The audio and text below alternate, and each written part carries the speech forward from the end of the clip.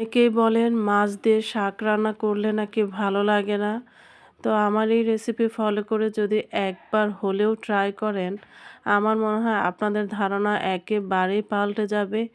এরকম মশলা দিয়ে একদম মাখা, মাখা করে যদি মাছ রান্না করেন, অল্প পরিমাণ পানি দিয়ে একদমই বেশি পানি দিতে যাবেন না। তাহলে দেখবেন শাক দিয়ে মাছ আপনি বারবার বানিয়ে রান্না করে খেতে চাইবেন। তো আসসালামু আলাইকুম, সবাই কেমন আছেন? আশা করি অনেক বেশি ভালো আছেন। তো সবার জন্য অনেক বেশি দোয়া ও শুভকামনা দিয়ে শুরু করছি আমার আজকের এই ছোট্ট রান্নার ব্লগটি। আজকে আমি পালং শাক দিয়ে মাছ রান্না করব। এটা আসলে আমার হাসব্যান্ডের খুব বেশি পছন্দ। মাছ দিয়ে শাক রান্না করলে সে খুব বেশি পছন্দ করে। প্রায় সময় শাক নিয়ে আসে। হ্যাঁ, এনে আমাকে বলে যে এই শাকটা মাছ দিয়ে রান্না করবে। বিশেষ করে পালং শাক, ডাঁটা শাক অথবা মূলো শাক। এই ৩ টা শাক কিন্তু মাছ দিয়ে রান্না করলে খুব বেশি ভালো লাগে খেতে। পালং শাক দিয়ে আজকে মাছ রান্না করব। তো পরিমাণ মতো সব রকমের মশলা নিয়ে নিয়েছি।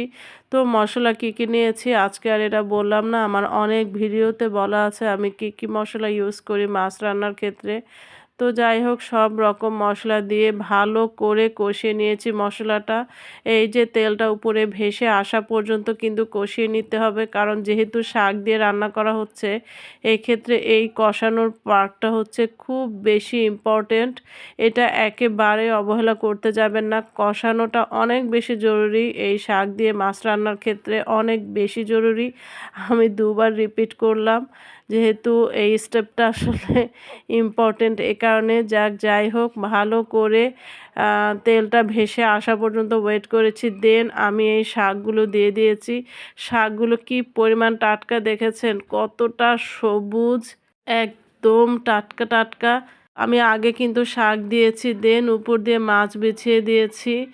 এরপরে হচ্ছে একদম কিন্তু এক্সট্রা কোনো পানি দেইনি। আমি মশলা কষানোর সময় সামান্য একটু পানি দেওয়া হয়েছিল, অল্প, খুবই সামান্য। মাছ শাক থেকে হচ্ছে যেটুকু পানি উঠেছে ওটুকু, এতেই কিন্তু আমার রান্না কমপ্লিট হয়ে যাবে। এই যে দেখেন আমি কিভাবে আলতো করে মাছগুলো বিছিয়ে দিচ্ছি। মাছগুলো বিছিয়ে দিয়ে জাস্ট একটু এপিট ওপিট করে হচ্ছে উল্টে পাল্টে দিবেন মাঝখানে খুব আলতো হাতে, কারণ মাছ কিন্তু বেশি নাড়া পড়লে ভেঙে যায়। আর এই নাড়াচাড়াটা যদি প্রথম দিকে করা হয়, এটা খুব বেশি জরুরি। সময় ৫ থেকে ৭ মিনিট গড়িয়ে গেলে কিন্তু মাছ নরম হয়ে আসে, মানে হচ্ছে কুকড হয়ে যায় অনেকটাই। তো সেক্ষেত্রে নাড়াচাড়া করাটা আরও ডিফিকাল্ট হয়ে যায়।